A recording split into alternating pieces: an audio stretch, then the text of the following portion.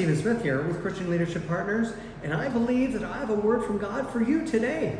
And that word is, do what I tell you to do.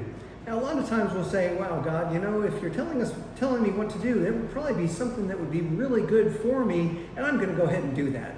But a lot of us don't seem to understand or really want God to show us what he wants us to do because it's not something that we want to do.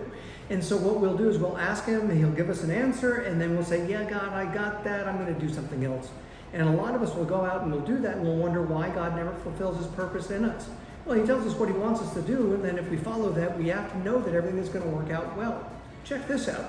This is the people of Israel talking to the prophet Jeremiah, asking him to ask God what they should do with their lives. Let's see how they respond. This is Jeremiah 42:6, and it says, whether we like it or not, we will obey the Lord our God, to whom we are sending you to, with our plea.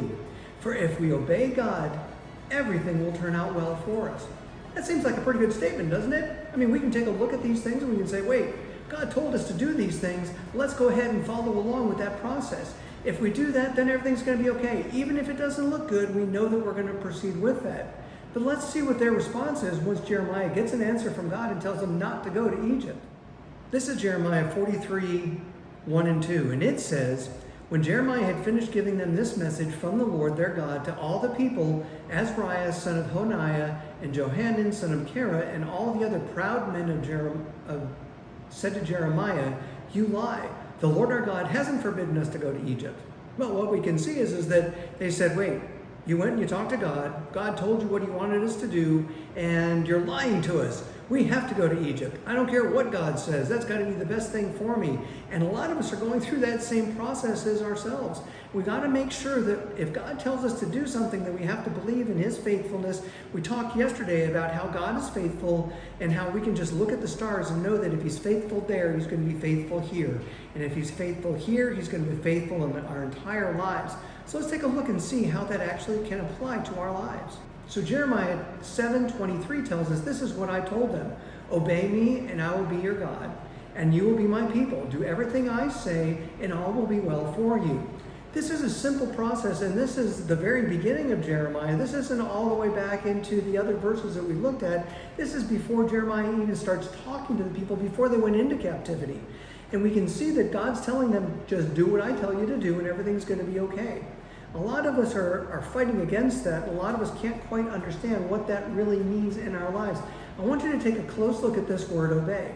In Jeremiah 7:23, it says, this is what I told them, obey me. That word obey means the actual act of hearing and responding to what it is that God has in store for us. So if I obey God, then I'm not only going to hear him, but I'm also going to respond and I'm going to do the things that he tells us to do. Even James says that we're not acting in faith when we don't do what our faith prompts us to do. So if we have faith to be able to believe these things, if we know that Jesus Christ or his Spirit is leading us through the perfect door for us to do the things that God wants us to do, even though things don't look good, we can make sure that God is definitely going to hear us. So based on these things, this is the word that I believe that the Lord has in store for us today. Trust in my faithfulness and I will reward you with your heart's desire. These promises are all there for us. And if I believe in God's own faithfulness, then he'll give us the desires of our heart, because our desires will match what his heart is for us.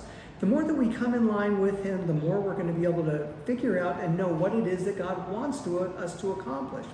So I really do encourage you to take these things, take these tools, go out and be that miracle going someplace to happen.